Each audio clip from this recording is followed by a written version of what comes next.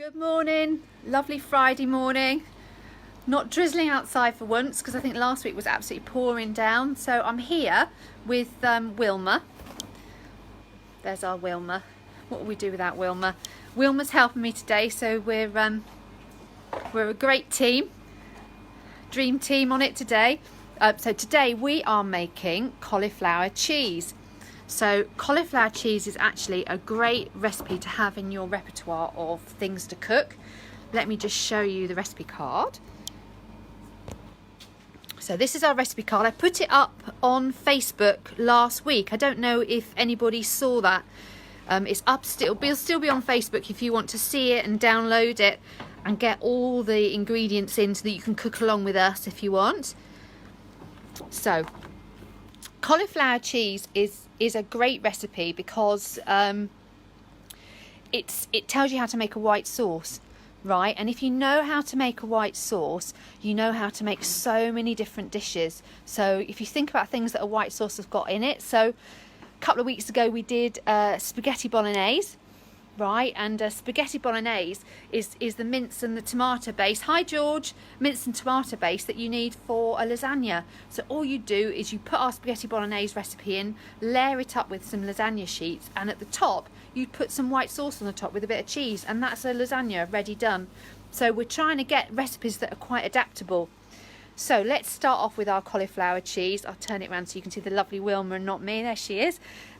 So what we need to do is we've got a cauliflower first off, and we're going to cut up florets of cauliflower. So we've got one large cauliflower, that's it, and we've cut it up. Now you could either leave those big ones there, or you could cut some of those really big ones. They could be cut in half if you want, but they're fine as they are because we're going to cook them first. So what we're going to do is we're going to put that cauliflower into a pan of boiling water that you can see there. And we're going to cook the cauliflower for a little while. Hi John Michael, good to see you. So Wilma's just doing that. Hi Elizabeth, good to see you. So what I wanted to talk to you about as well, as we're talking about cauliflower, this is a lovely large cauliflower that we've got. This is part of our food waste. You can see it's been chucked away just because it's got some bits of brown on it there. I mean, all you do is literally just chop those off. Just chop those bits off with a knife, and there's absolutely nothing wrong with that. And that's a large cauliflower. This is like a medium-sized one, still reasonably large. And you can see this has been damaged by a bit of cold. But again, there's no need to throw all of that away. I would just chop it back until you can't see any brown, and it's perfectly good to use. The other thing about cauliflower is sometimes it has these little leaves here. You see those little ones? Those little ones there, they're perfectly good to eat, absolutely perfectly good to eat. Cauliflower, even though it looks white, it actually contains all the vitamin C, so one portion of that, and this is probably about 4 portions, so about a quarter of that, about 80 grams, would be all of the vitamin C that you need in a day. So if you don't like oranges, this is a good replacement. A cauliflower is also fantastic if you're trying to go on a bit of a plant-based diet. Hi Archie, hi Shelley and Sheila, thanks very much for joining us on our little cook-along this morning. I'm just talking about cauliflowers and how if you're trying to do a bit of a plant-based diet, they're really useful because they can take lots of spices and things like that and become the focus of your meal. So you can roast a whole cauliflower. Sally did this the other day for roast dinner day. She sprinkled lots of spices on, cumin, turmeric, that sort of thing. Or you could do more chili-based one, a bit of smoked paprika, a bit of chilies and things like that. Put that on top, bit of oil, put it in the oven, roast it, I don't know, for about 40 minutes in an oven about 180. And that is like a sort of a roast, part of your roast dinner. You can also do cauliflower steaks. So what I mean by that is slicing it that way. See my hand go like this, slice it that way. So it's almost like big meaty style steaks. Again, put on what spices you might like. I'm quite partial to the smoky paprika because that's a sort of quite a meaty taste. It's a really nice sort of mild taste, but still got spice in it. Put that in the oven again, and that's like your cooked a steak. So really versatile vegetable. Hi Teresa, thanks very much for joining us. Right, so I'm yabbering on, and I'm going to get back to Wilma because she's doing all the work. So there's our cauliflowers cooking. And just put in the chat if you've got any questions or anything that we're explaining that's not quite making sense. So what we're doing now is we're making our white sauce. First of all, you melt your butter. Not too hot. I'll just turn it down a wee bit. That's it. Just melt your butter. And I'm sure Wilma's done this 100 times, so I'm not going to tell her exactly what to do. So that's it. Melt your butter first of all. Don't burn the butter.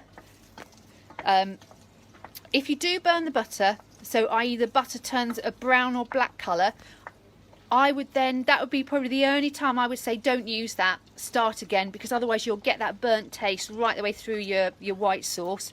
But apart from that, really, with this recipe, you can't really go very far wrong. If you get a lumpy white sauce, that doesn't matter. I'll give you some tips on how to deal with that in a minute. So first of all, making a white sauce, we melt our butter. I think it's 50 grams of butter we've got.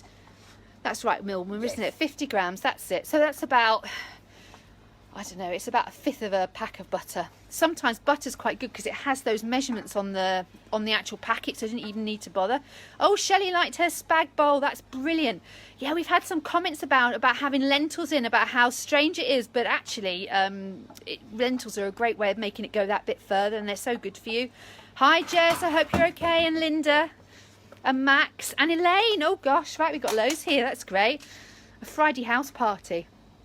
Okay, so we have melted our butter. We're just taking it off the heat for a minute, just so it doesn't get burnt, and we can mix our flour into it. And that's what they call making a roux. And look, it's not an exact science. We're using measurements here, but you basically want something that looks a bit like that, or maybe even a bit more floury. I think the thing is, when you're making the base for a white sauce, or the posh word for it is a roux, is to make sure that you cook the flour through, otherwise it'll taste of raw flour, and that's the key to it really, is cooking the flour through. And then when you add the milk, like Wilma's going to do now, there she is, adding the milk. Look, she's doing all the work. How lazy am I? Look, I'm just stood with the camera here. And just add the milk tiny bits at a time, and that way you shouldn't really get lumps in your white sauce. Turn the heat down a bit. So how much milk have you got there? How much milk is it, Wilma? Should I just check on the recipe so people know if they're doing an actual cook-along? So we've got a litre of milk that we're putting in. And again, these things, once you've made it a couple of times, you'll probably just judge it by eye. You won't really need to maybe measure it all out and take all that time. It's the sort of thing you'll just know by eye. So you basically heat that up gradually.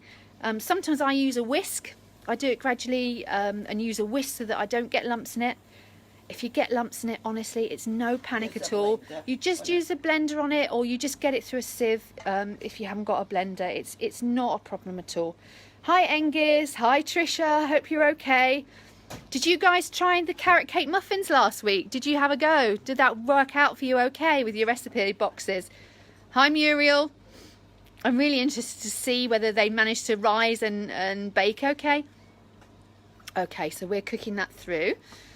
So let's have a wee look what else we need to do on our recipe card. There we go. Oh, it's just reflecting with the light a wee bit. I'll just move that light away. Right, okay, so what are we doing here? So that's it. So we're making a roux base. Wilma is making the white sauce. And then after this white sauce heats up, we're going to add something a bit unusual. We're going to add mustard to it. It just gives it a little bit of taste and just a bit of colour as well, so it's not really insipid and white. And there's also cheese that we've grated out just there. We've got one of these great graters there's a grater that goes over the top, and it just grates straight into the bowl, so it saves on mess. So we've got 200 grams. That's nearly a whole pack of strong cheddar cheese. And, you know, any cheese will do. Any cheddar or hard cheese will do. But it's quite nice to have a strong cheese, and then you just get a bit more flavour. Then look at these salt and pepper pots that we'll add next. The most massive salt and pepper pots you've ever seen. Right, let's go back to Wilma and see how she's doing. I'll bring her along the cheese. Look, I've got it here. Right, Wilma, how's that white sauce coming along? Oh, it's coming. It's coming. Now, if it's too liquidy when you make it, if it's too liquidy, then what you can do is add more flour, but don't add the flour straight away. I wouldn't. If you add it with a little bit of milk into it first and mix it up, it means it'll mix into the sauce straight away, and you won't get the lumps. Lovely, she's doing a good job there. And our cauliflower is bubbling away. That's great.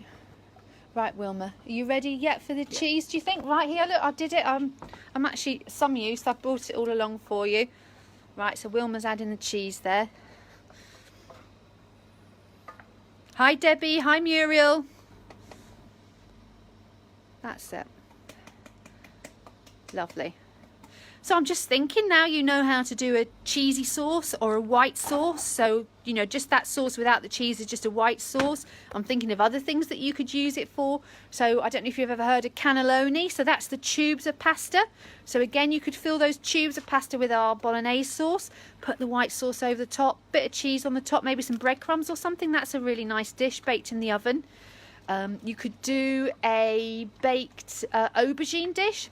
Slice some aubergines up, put a tomato sauce on it. So basically our bolognese sauce, but without the lentils and the mince. Make a bit of a tomato sauce up with the aubergine, and then maybe layer it with a bit of white sauce on the top and some breadcrumbs. That's a nice dish. Can you think of anything else, Wilma, that we could do with a bit of a white sauce? Mac and cheese. Oh yeah, that's it, the obvious one, mac and cheese. Who likes mac and cheese? I must admit that is the only pasta dish I don't actually like. But do you like it, Wilma? Do you eat it at home? Do you? Kids love it, don't they? It's a real school dinner sort of staple. Yeah, so mac and cheese. How would you do a mac and cheese then, Wilma? Basic white sauce, cheese. Yeah. Yeah. Pasta, put cheese on top. Yeah. Put it in the oven. Yeah.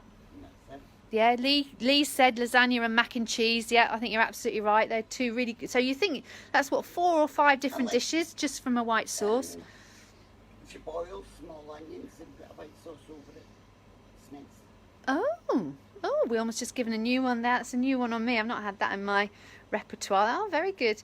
And of course, mac and cheese, you can have it with loads of different things, can't you? You can put ham on top. You can, I don't know, did anyone else have mac and cheese done any other way in like a restaurant or something with different toppings? And pancetta. Oh, posh Wilma pancetta, right? Fantastic. Oh, very good, yeah.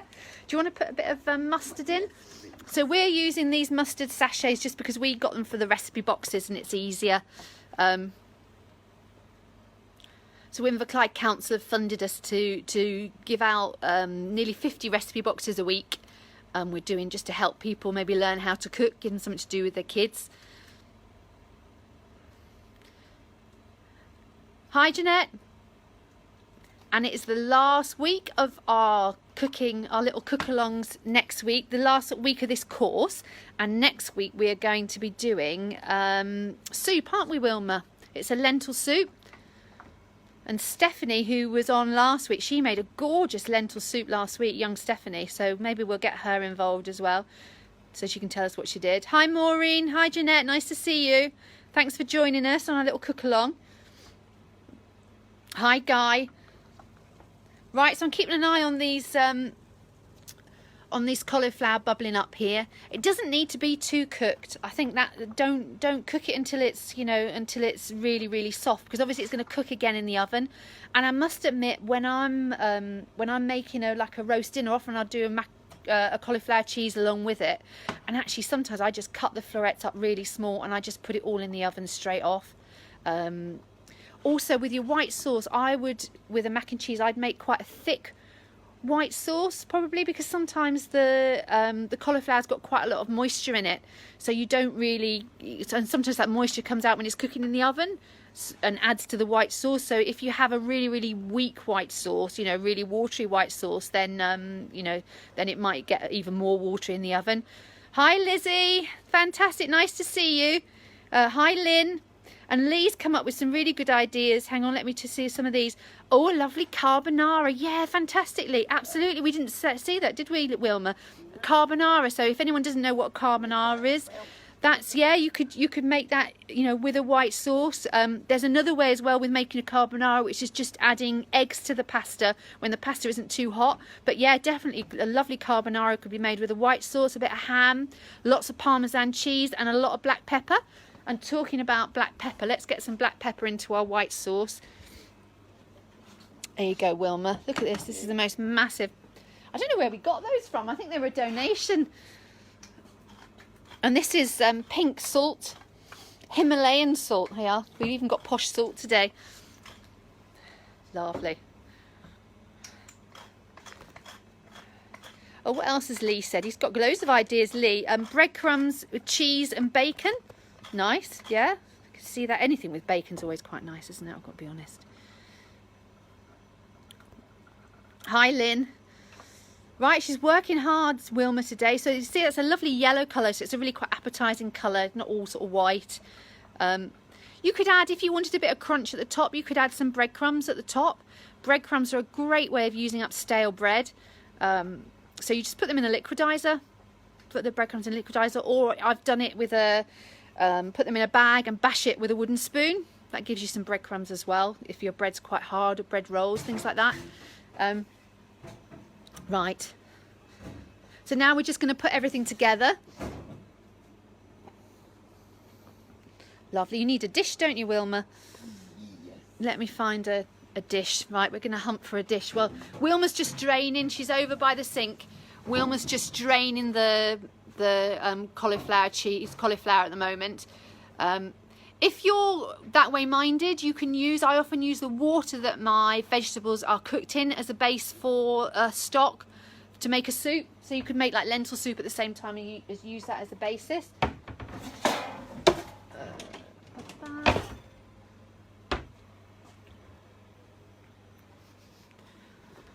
Just have a hunt for a wee dish here. We've had a reorganisation of our cupboards this week, and where things were is not where they are now. No. Oh well, never. Oh, here you can have a little one. We'll make a wee one here. That's it. Right, I'll bring you the white sauce over. So Wilma's going to put those. So we drained it with a colander. We're going to put some of those in a little oven-proof dish. Then we've got this lovely rich yellowy sauce here that we're going to pour over the top. Now there's two different ways of doing it. It depends on how you like it. We like a cheesy sauce, but what you could do is you could just leave the cheese out and you could do a white sauce, you know, flavoured with the mustard, and then lots of cheese on the top. That's, you know, there's different ways of doing it. What I will do is I will show you one that the lovely Jade from our kitchen prepared earlier. So this is one that's been cooked through. This is what it looks like when it's cooked. And obviously all the cheese bubbles up. This is a whiter sauce that's had cheese on the top, so I don't know which one you prefer.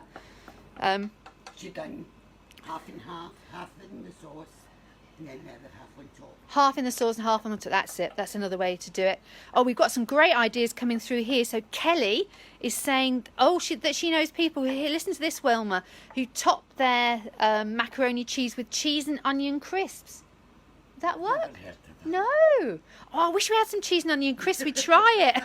We'd give it a go. That's a great idea. I suppose it'd work as long as it didn't go soggy. It'd be like, cheesy, crisp up. Oh yeah, taste sensation. Brilliant. Lee's got another idea. Blitz garlic bread to make breadcrumbs. That's a great idea because often you get garlic bread left over, don't you?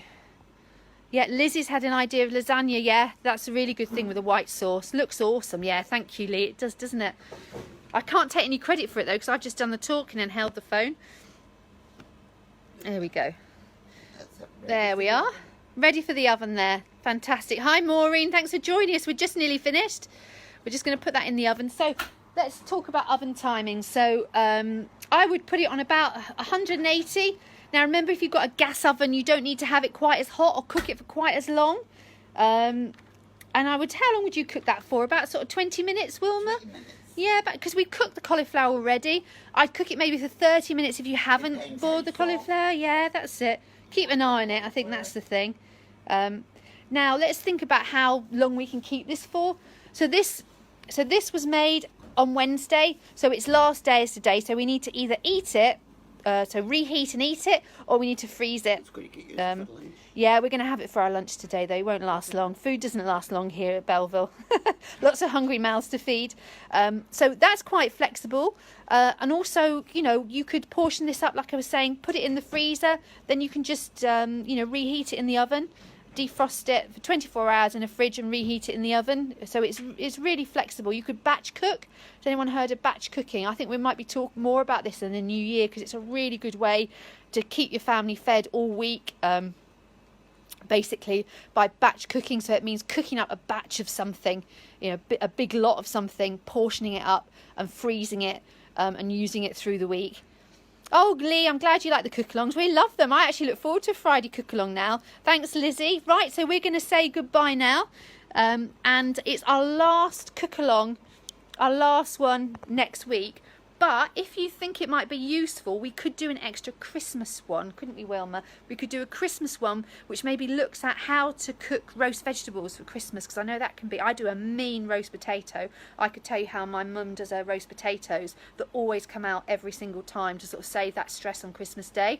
But we'll see. If you think that's a good idea, then, you know, put in the chat box that you'd like to see that, and next week will be our soup, our lentil soup, and the week after we could do maybe like a Christmas roast dinner veg one.